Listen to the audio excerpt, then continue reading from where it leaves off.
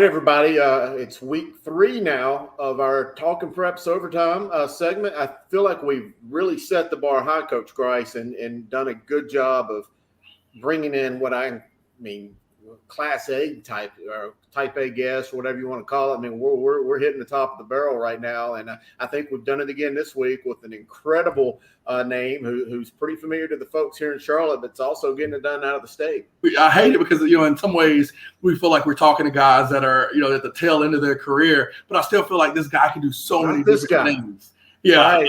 100%. But, I'm more than happy to welcome Coach Aaron Brand here to Talking Preps Overtime. AB, welcome to the show. Hey, guys. Appreciate you having me. Happy to be here.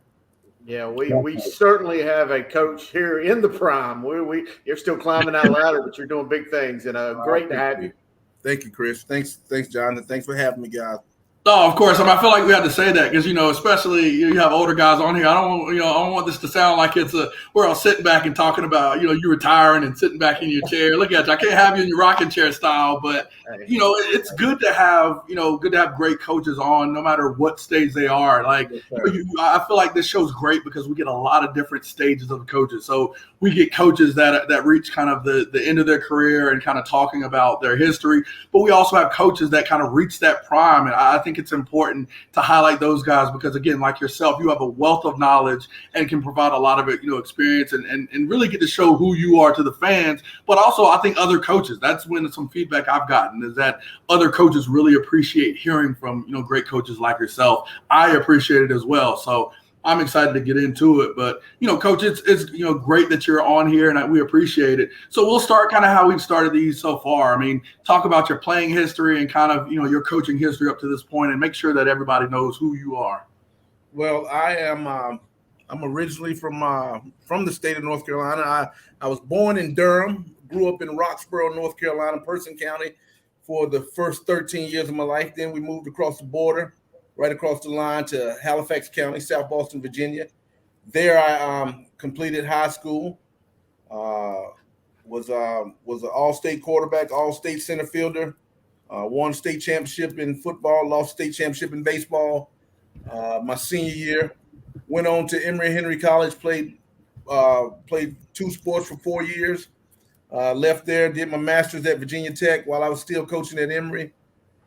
Stayed there for coached at Emory for 4.5 years. Moved down to Charlotte, North Carolina. My high school coach came out of retirement, Larry Smith, and I told him a long time ago that when he decided to come out of retirement, I would come help him trying to get a program started. So I didn't know he was coming to West Meck at the time. I just knew he was coming to Charlotte, and I knew I had a chance to make a little bit more money than what I was making coaching Division III football. But I learned some valuable lessons coaching under Lou Wacker and Fred Self, and I was able to kind of get to a more urban area, metropolitan area like Charlotte, so I jumped at the opportunity. That's great. I mean, I definitely, you can see from your history and again, working with some great coaches and learning even, from your old high school coach, how you've become successful. Want to switch that a little bit to talking about how, you were an offensive coordinator for, literally 2 of the best coaches that we've known in this area, and, the great Tommy Knotts and Coach Mike Palmieri. And I think it was 7 years with Tommy Knotts and 4 under Palmieri. I think I've got my numbers right there. Yeah. Again, correct me if I'm wrong. You got so many accolades. Sometimes I feel like I might be off one sometimes. Oh, man, you're so kind. Appreciate it, Grace. Appreciate it. Oh, no problem. But, I definitely want to, you to talk about and kind of describe your relationship with working with both of them and even some things you took from them to kind of, really build, Vance, now Chambers, into that power and then kind of be able to move on to bigger, better things. Well, working at Independence and working under Coach Knotts, especially with the success that they had at the time, the success they were having at the time that I joined the ship, I had to kind of, at first just help load the wagon because there was nothing that I could bring, other than relationships to the table that they didn't already have. So what I had to do was I had to, try to find my niche in that program. I didn't try to do too much, and I definitely wasn't going to try to do, not enough. The main thing I did when I first got there is I think I gained Coach Knott's trust by my work ethic. I felt like I worked harder than any other assistant that he had. And I felt that, that was my way of saying, hey, I appreciate you. reaching out to me and offering me a position on your staff. And, I just want to kind of give it everything I got. And the rest kind of speaks for itself. I was fortunate enough to, call offensive plays for him. Obviously everything went through his headset. So, he was still very much in charge. But just having that title and being able to be a part of the game plan each week, that's something to be said within itself when you're dealing with Coach Knotts. He let me call the plays, and it was a fun Friday night. It was almost miserable through the week though, because just trying to at that point we had won so many games in a row, and it was press there every day. It was a lot of pressure on everybody, including the coaching staff.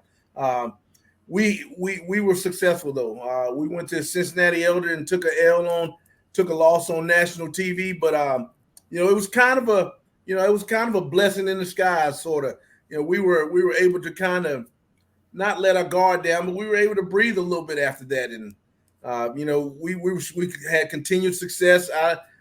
We ended up finishing real strong that year also, and as we get further down the line, I take a job at West Charlotte, and we do well over there. And I think you had a situation where we had a young coach and a young athletic director who seemed like it should have been a dynamic team, but it just didn't work out the way we thought it should. And we both decided to go our separate ways. I went back to Independence for one more year. Coach Knotts decided to leave after that year, and I almost came to South Carolina then, but we were at a time where we couldn't really sell our house. So he came to me. He said, "Hey, if you're not going to go with me, Mike Palmieri's got a job open as an offense coordinator. I think they're going to be up and coming. I think they just need somebody with your personality and your kindred spirit to kind of go over there and get them right." He said, "But the first thing I want you to do is attempt to come with me."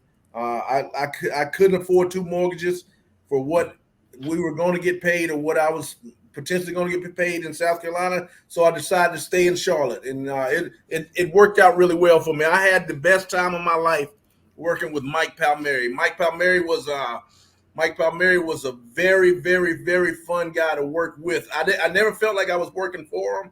I always felt like I was working with him, and we had a blast day in and day out, not only on the football field, but I finally got a chance to, Mike was in charge, and I knew that, but he never put himself out there that way. He always let me do my thing. I let him do it. He did his thing, and we met up on Friday night, and it turned out to be pretty good. I left there after 4 years after the state championship, and like I said, I needed another state championship, like I needed another Hostess Twinkie. I really didn't. So it wasn't what it was about anymore. I wanted to lead a program myself, and Carlos Richardson and I grew up together. I played baseball for his daddy. I'm a little bit older than Carlos, but I told him I wasn't going to come until I had finished business at Mallard Creek. So after we won a state championship over there, I took the job at Vance, and the rest is kind of history. We built what we thought was, we didn't know how we were going to get out of the cellar at first, but those guys were willing to work, and Miles Dorn and the Anthony Butlers, and had old quarterback that really got me through that first year, Omar Baker, just tough as nails, and we were able to start something.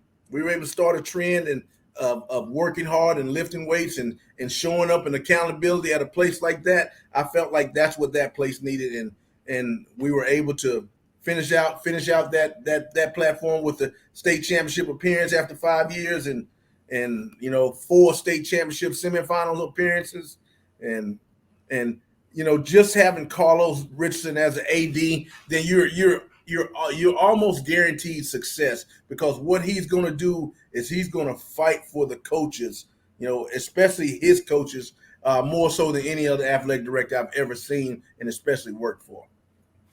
100%, I agree. And I mean, clearly we can all see the bricks on that foundation that is the Julius Chambers do have the logo, the Aaron Brand logo and stamp on there. So, Coach, definitely good to see that and understand it. Thanks for that answer. Thank you, Jake. Now things kind of switching full circle. So now you become the head coach, of course, at Vance. You take on an offensive coordinator, and Coach Randall Ingram, and now you've been working with him for a while. So can you kind of describe that relationship and maybe some of the similarities, I guess, that you had now being the great coach, having the good assistant working under you, and talk about maybe some of the disagreements, the fun disagreements you guys have, both being great offensive minds. That's a great question, and I'm so glad you asked that, because I don't know if I give Coach Ingram enough praise. He does the stuff that I did when I worked with Coach Knotts. He does all the little stuff. He shows up. He's accountable. He does a lot of the off-field stuff, and he also does, he's heavily involved in the game plan. And he doesn't know it, and I don't often tell him, but he's one of my best friends. He's a joy to be around, and he's super sharp. He's got a great family. He's in it for the right reasons. He's all about the kids, and it's his turn next. At some point, I'm going to lose Randall Ingram, because he's going to be a head football coach if he desires. So I'm going to enjoy the time I have with him while I still do. So, but great question. I'm glad you hit on that. He does a tremendous job on and off the field, and I'm blessed to have him.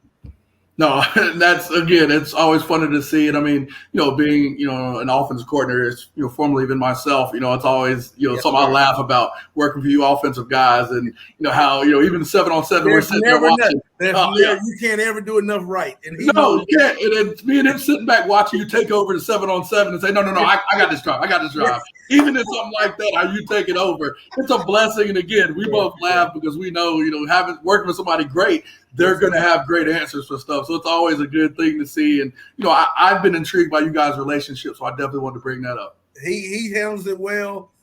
He handles it kind of the way I handled it.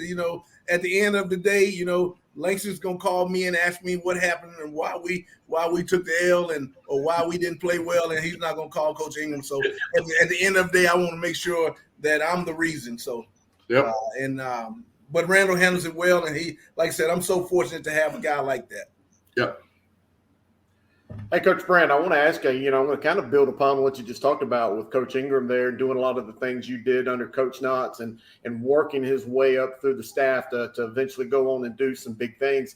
But I kind of want to take it back to the beginning of our interview when you was talking about being a D3 coach. And I'm a huge proponent of D3 football. I think that it's still an option for young men to go out and get it done on the gridiron while getting ready to go to school, or get it done at school and go on the professional ranks. But how did being a D3 coach and the lessons you learned there? Because I've got a lot of friends that are D3 coaches, and that's a really hard job. You don't have the big staffs at the bigger schools, so you're doing a lot of stuff on your own without analysts and grad assistants in a lot of cases. So tell me how being a D3 coach really prepared you to ascend to these roles you had, obviously working with Coach Knotts and then moving on to become a pretty successful head coach in your own right.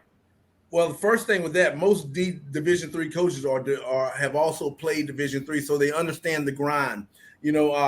We at Emory especially, we were in the middle of kind of nowhere, so we were kind of known for coaches. We were known for guys coming out there that wanted to coach.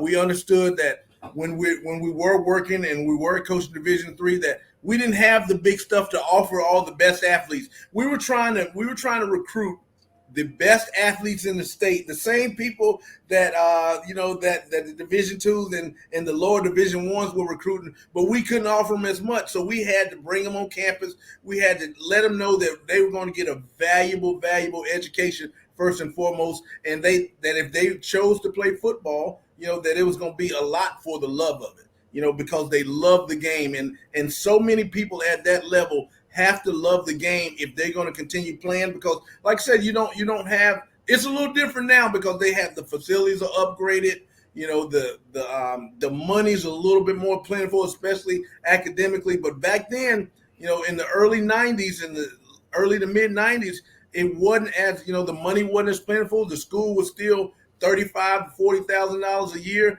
and you had to find a way to pay for it. And at the same time, just like everybody else, you wanted to win some football games also. And we were fortunate enough to win a bunch of games at my level. I was fortunate enough to be able to play quarterback there for 4 years. And I was each Saturday when I ran out, Chris, I felt like I was at Notre Dame. And it's just the pride that we built amongst ourselves and the brotherhood that we built with the local fraternities and the kind of the everybody kind of knowing everybody on campus. It was kind of a high school feel. At the same time, we're getting to play some big time football. What we thought was big time football, anyways.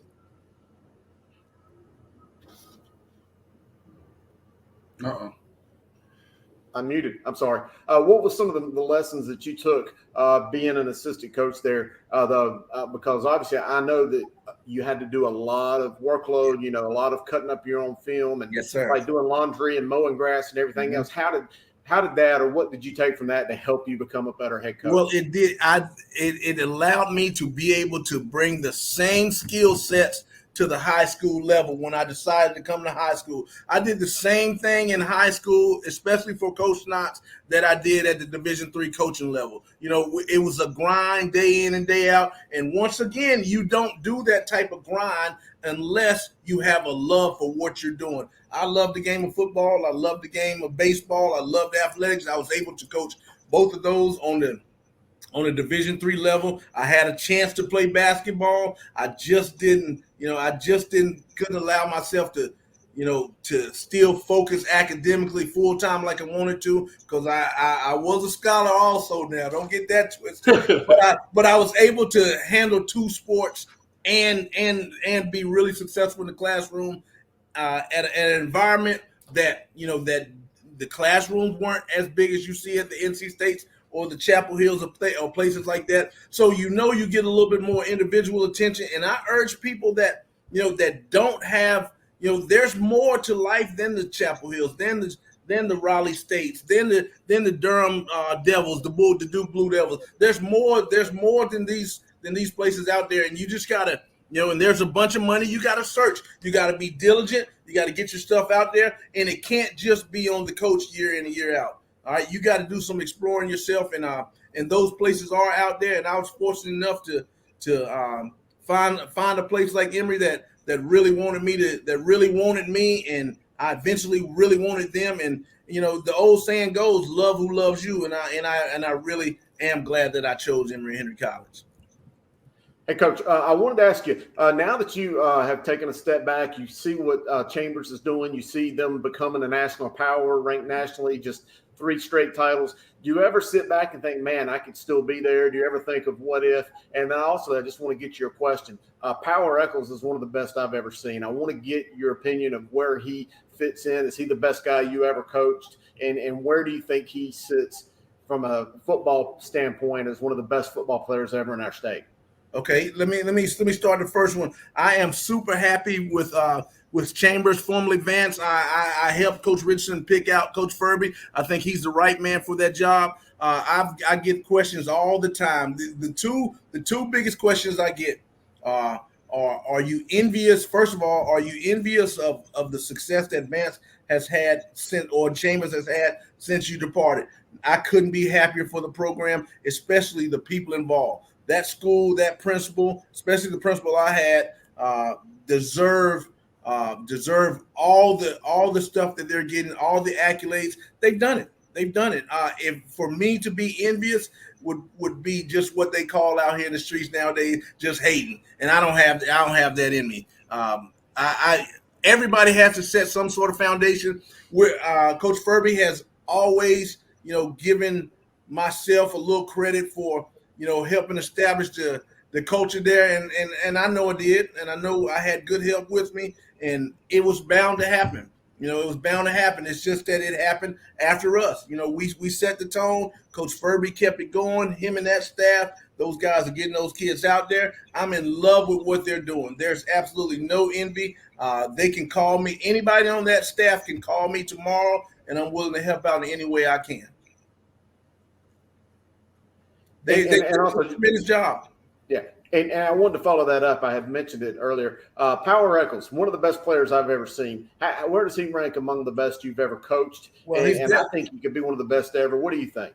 He's definitely the best practice guy we ever had. I've been around a bunch of talent. The thing that separates Power from – I'm a big practice guy. I think Friday nights are all right, but practices through the week are where I have my fun. Friday nights are just kind of a toss-up, and it's easy. If you're prepared well Monday through Thursday, or nowadays Saturday through Thursday, then the Friday nights are pretty easy.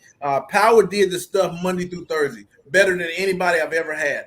and that's what made him so much fun to be around. He brought the same energy on a Tuesday live practice, that he did on a Thursday walkthrough, or on a Saturday morning come back in and lift. Power, and it made it easier because he studied, he knew his assignments, and he just frankly knew what to do, and he was going to do it faster and with more intensity than anybody else. So that's what's the difference with Power. Power was more intense.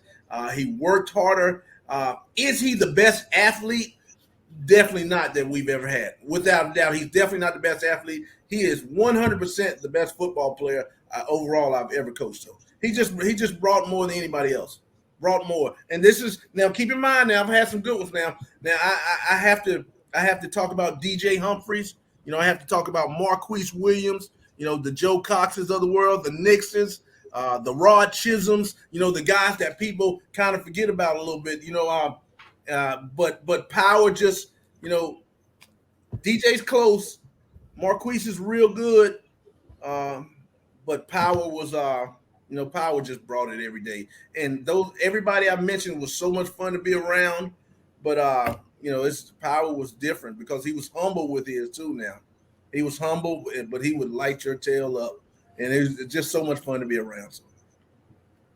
No, I understand that. We're kind of talking about players and things you like about them. Well, we got a pretty key player that's a 2025 kid down in Irmo, and your son. So having, your son being a quarterback in your program, can you talk about coaching him? And, I'm able to see it. And even like, with 7-on-7, I remember, just seeing you and even talking with Coach Ingram about how you're still able to show and be dad, like telling your son you love him. I thought that was great. And, to me, it's important to mention and seeing a father, really showing that affection for their son. But I do know there is a line, and I know you well enough to know that, hey, that coach brand and that, that father is a very different thing. Can you talk about managing that and how it's been for you so far? I tell you what, man, AJ Brand is awesome. He's going to be a really good football player. He's a good human, man. He's a good kid. He's so caring. He cares about everything that he's doing. He loves his friends. He still wants to be a kid, and I'm trying to make him grow up so fast. And he just turned 14, man, and he's get he plenty of varsity reps on Friday. He's just doing it. He played JV as an 8th grader, was our MVP. He was the MVP on the basketball team as an 8th grader. I'm sorry, playing high school ball. He was the MVP of the baseball team as an 8th grader playing high school ball. He's doing all the stuff right. He's bigger now. He's stronger. He's almost at 225 pounds on the bench press. And like I said, he just turned 14. But he still can't do enough right. Sometimes I think he laughs too much. Sometimes I think he has too good of a time. Sometimes I think his arms shouldn't be sore when it is sore. I think he should be able to take every rep, and he just can't. He just can't. He can't do all the stuff that that I want him to do right now, and that's fine. And he will be able to in due time.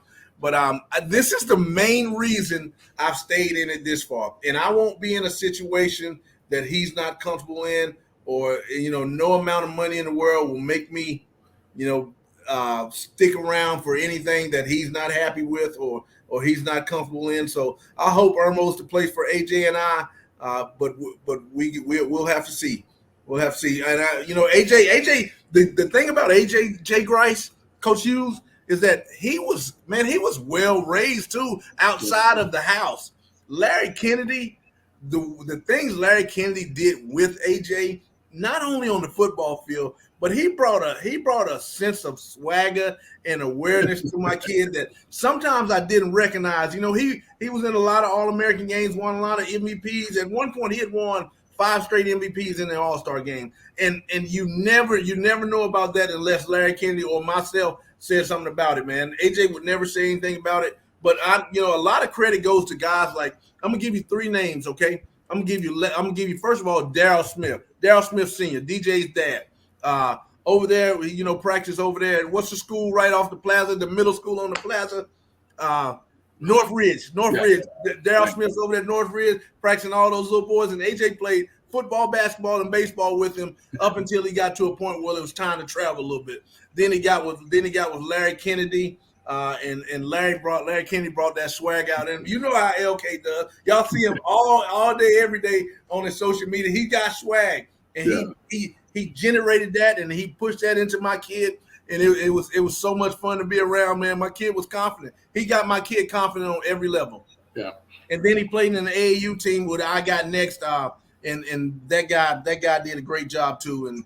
And so AJ was raised well outside the house, and plus his mama don't play, so he was never gonna be a problem in academically or behavior wise in the building or anything like that, because he know his mama will destroy him.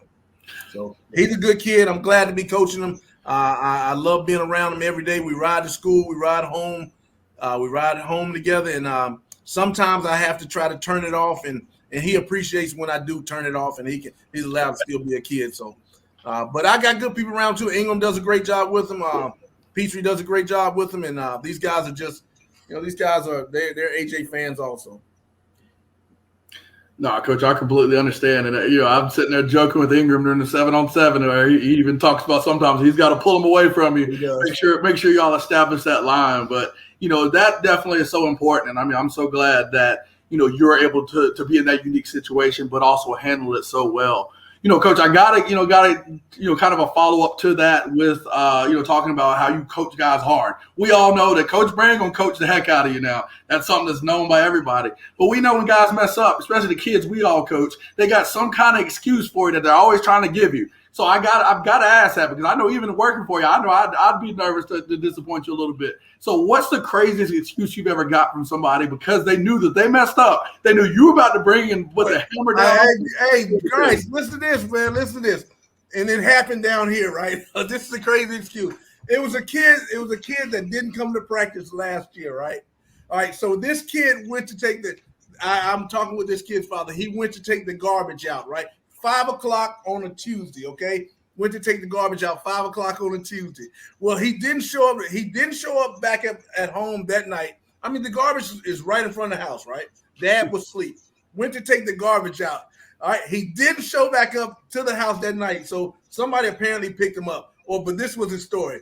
His story was that he got kidnapped. All right, this is a 6'5" kid. He got kidnapped. Showed back up the next day in time for the next practice at Irmo High School. Somebody dropped him off in the Irmo High School bathroom. And he expected me now, G Rice, this is my 24th year, bro. Chris Hughes, this is my 24th year coaching ball. He thought I was supposed to believe this. That he got a 6'5" kid got kidnapped and returned the next day, dropped off blindfolded in the bathroom. He's still sticking to that story to this day, man. I don't believe it. I don't know why he don't think I don't believe it. I don't believe it. Hey, that's one of the worst excuses, one of the best stories that I got, man. But you deal with in the summertime when you practice in the mornings. Yeah. You deal with all those excuses anyway. It's just hard for kids to get there. And the main thing is because it's hard for kids to hold themselves accountable and get up out of bed. And the parents that are invested, they're going to get their kids up and get them there. But if in this culture and this, a lot of times we got parents that aren't invested. And when they aren't invested, that makes the kid less likely to be invested. So the first thing you got to do is you got to try to win these parents over, man. You got to let them know that you have their kids' best interest at heart. And the best thing for them to do when you go to work or when you're not around is to be there with me. So I want to be their eyes and ears, and I've always told them that, and I felt like I've always been able to do that. I've always been able to be some sort of authoritative figure that that could control their behavior outside of their parents' house. And it's worked for us. It worked for us at Vance, especially. Vance was the toughest in the halls job there ever could be. And we had to somehow make them believe in what we were saying, because kids recognize bull jive day in and day out. And if you're selling them a story that they just don't believe, then you're automatically behind the 8 ball. So we would tell them the truth, G. We would tell them the truth, and we would show them some success behind the truth we were telling them, and we were able to get that culture going in the right direction. Wow, great story, Coach. And as parents, we always hear those same excuses coming our way. And I think of I learned lessons from my dad that rubbed off on me, and from coaches and stuff I've taken from him. I'm sure you've probably acquired some things that Coach Knotts did that probably make you. And I'd love to maybe hear how Coach Knotts would have handled that, and maybe how he rubbed off on you on those kind of excuses. But I want to ask you, what you've spent a lot of time with TK, and I know we talk a lot about him here in Charlotte because he's just such a beloved figure, but he's also so polarizing. And let's just be honest, he's the GOAT. I mean, at least in high school coaching in this country. And I don't mean the state or South Carolina. I think he's the best in the country. But I want to ask you, what is it that makes Tommy Knott so good? I've sat and watched film with him in his office at Indy. I've sat with him at Dutch Fork. I know him fairly well. But you have had those intimate, deep discussions and sit there with him. Tell everybody, what's the secret about him that's just so good? Well, I mean, I know the truth. I mean, am I allowed to say the truth? I mean, because the truth may, I'm sure you can edit it, but this is the number one reason Tom Knotts is successful. All right. In my opinion, he can take the roughest crowd, the toughest, hardest brothers out there, and he can whip them all into shape and get them going all in one direction. He can make people feel like what they're doing is the most important thing at that moment that they've ever done. If that makes any sense. He used to tell me the story about Mo Collins all the time. Like, he could just bring Mo to tears. And just that, I look back to a young Hakeem Nicks and how, street smart and how much more Nicks could have been doing other than playing football, if that makes any sense. But for him, Coach Knotts, to get somebody like Nicks and, somebody with Nicks is, what he had going on off the football field, going in a straight direction and getting to Chapel Hill and getting to the NFL and bettering his life. He always made people feel like football and athletics and camaraderie and teamwork could make your life better. And he sold the parents on, making lives better. He sold the kids on how to make their lives better through athletics and through football. And it really revitalized everybody. It made everybody that was on staff, everybody in the program want to do right. Nobody wanted to disappoint. Nobody wanted to be that guy, that team, that person that would let the man beside them down. And that was, accountability, is his number one asset to any program. He's going to always be there. He was in the hospital this week, sick as a dog. But for him to show up at Burns on Friday night and drop 55 points on that state power when he hadn't been at practice the entire week, he dealt with the death in his program last week that the whole community is still rocking from. It was as sad a situation in the programs in this district that I've ever been around in my life. Watching how emotional TK was, watching how emotional his team was. And then immediately after that, he gets sick and have to be in the hospital, and showing back up on Friday after he was just released from the hospital and being able to coach that team against a power like Burns is just tremendous. So his ability to hold people accountable and responsible for what they're supposed to be doing was tremendous. And then anything they brought extra to the table, was just a benefit to the program in general. But he could bail us out. I remember G. Rice, you might be a little young for this one, man, but we were in 2006, we were down to Providence, Chris Hughes, 28-0. I think you remember that. First half, first quarter somewhere, and I'm his eyes up top, right? And he said, I distinctly remember that he never remembers any of this that he said during the game. He said, he said some unkind words, and then he said, "You're the worst I've ever had." And he's directing this towards me, right? Now, I live right behind Independence High School. I could have got off that booth up there. I could have walked to the house, and I could have said, "Man, I ain't doing this anymore." That man just told me I was the worst he ever had. He never remembers it. I bowed my neck, stuck my chest out, and I made myself from that day forward All right, and I really think that was a turning point in my career from that day forward, because I know how much praise he had given me to the press, given about me to the press. I know how much he had talked about me to the coaching staff. I know that he just expected more from me.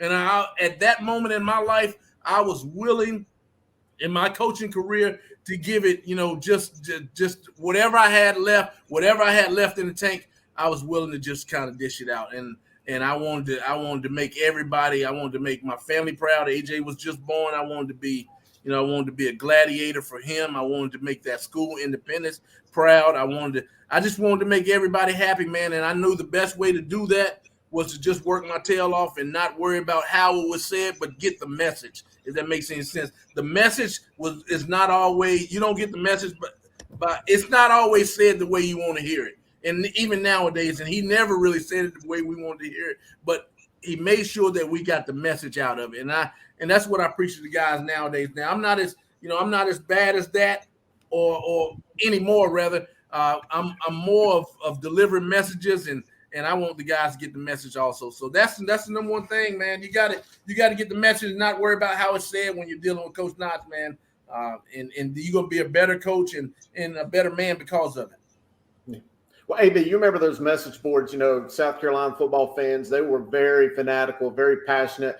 They feel like their brand of football is the best there's ever been in high school. And you know what? I think it's pretty daggone good. But, I remember when Coach Knotts left Independence after 2009, they kept saying, oh, TK ain't going to come down here and win. Burns, I'm glad you mentioned Burns. They were dominating the world, Burns and Dorman, and, they were just owning South Carolina football, and they said, yep, that TK, he ain't going to come down here and win against the big boys. And what has he proceeded to do? He has just dominated the state championship after state championship after state championship. I think they're up to about 58 games in a row. But I want to ask you, what is it, or how would you, being a coach that has competed at the highest of levels in both South Carolina, North Carolina, and Virginia for that fact, how would you compare the two states? How would you compare the brand of football between North and South Carolina? I think North Carolina's got better football. I mean, I've been down here for the third year. I think North Carolina high school football has overall better football players, all right, than the state of South Carolina. Wow. Now, being here, I'm probably gonna get in trouble for that, but I have been to both places, and it's just what I've witnessed. I think South Carolina may be better coached.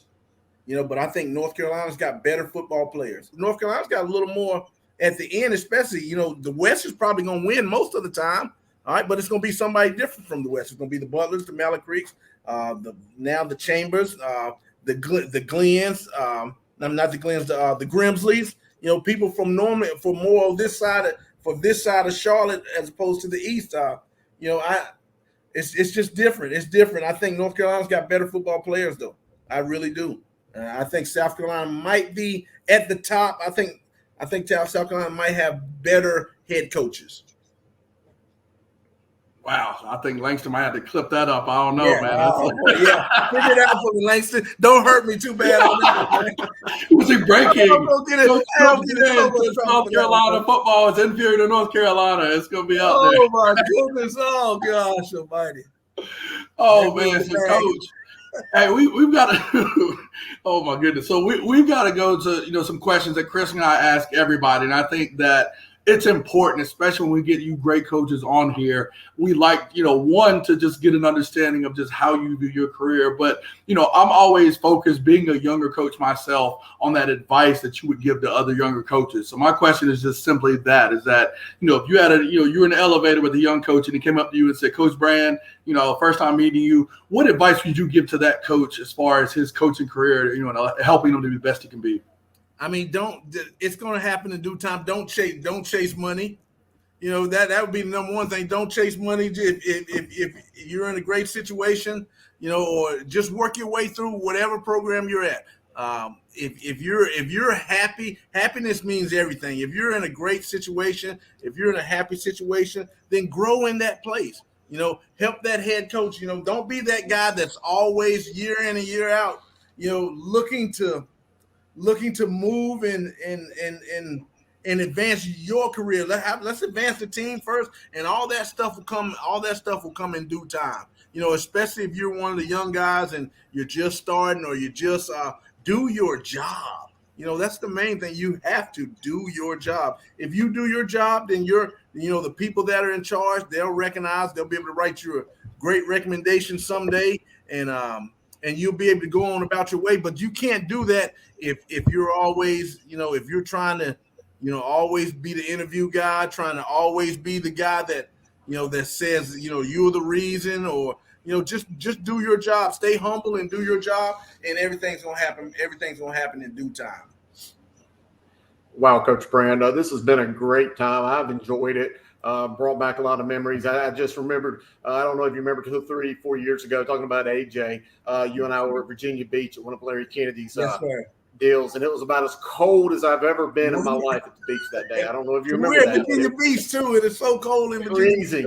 But I wanted to ask you this question, and I love to ask coaches this because I'd love to get just kind of inside the inner workings of Aaron Brand's brain.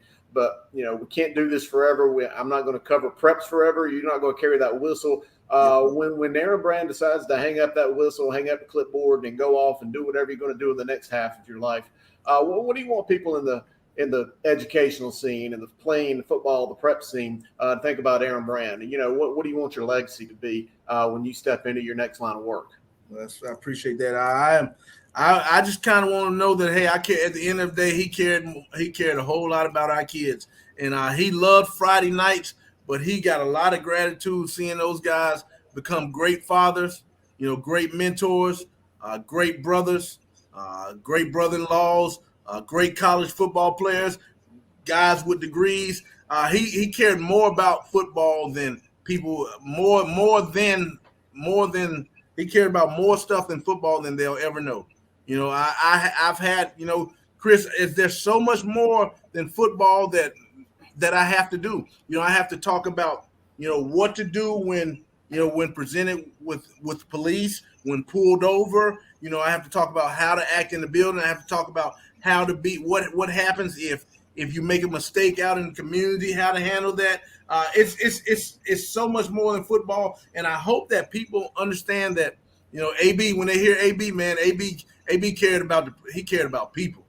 He cared about people more than anything. And he's not always the most open guy and not always the most fun guy to be around, but I always got something on the brain, so it's no disrespect to anybody. AB just got something on his mind, man, and it's most of the time it's about how I can help the next kid, and so that's what it is. AJ's my pride and joy, but everybody that's around him, everybody that's near him, that's on my football team. My daughter Peyton, she's awesome, and just Patrice Brand does a great job with the kids, and it's just more than football to me. And I'm at the point now where I have to start thinking about something like that, man. And I think I got a plan, but I'm gonna keep it to myself. I'm hoping somebody's gonna owe me a favor, man, and maybe they'll pay for AJ's college someday or something, man. We send out some good ones. Somebody's gonna owe me a favor. Maybe we'll need to use that favor on AJ one day. So, Coach, I mean, this has been amazing, and I'm just glad that you accepted the opportunity to come on here.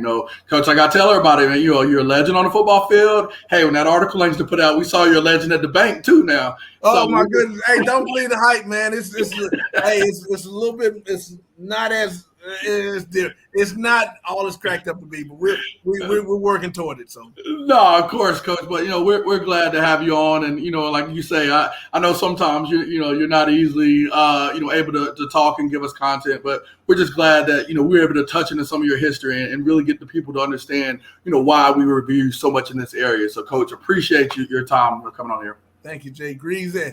Chris Hughes, man, I appreciate y'all, man. Chris Hughes, you've always done me right, man. You and Langston both, man. And so I appreciate you guys, man. And I'm trying to build those same type relationships down here, man. But it's different. It's different. And I'm learning how different it is day to day. So, but I'm gonna keep fighting. I'm gonna keep my head up, and I'm gonna go coach the heck out of these kids, man. And I'm still watching. Grice, I watched you this summer and your offensive mind is where it needs to be for this day and age, man. And I'm in your corner too, brother. If I can ever help do anything, I'm right here.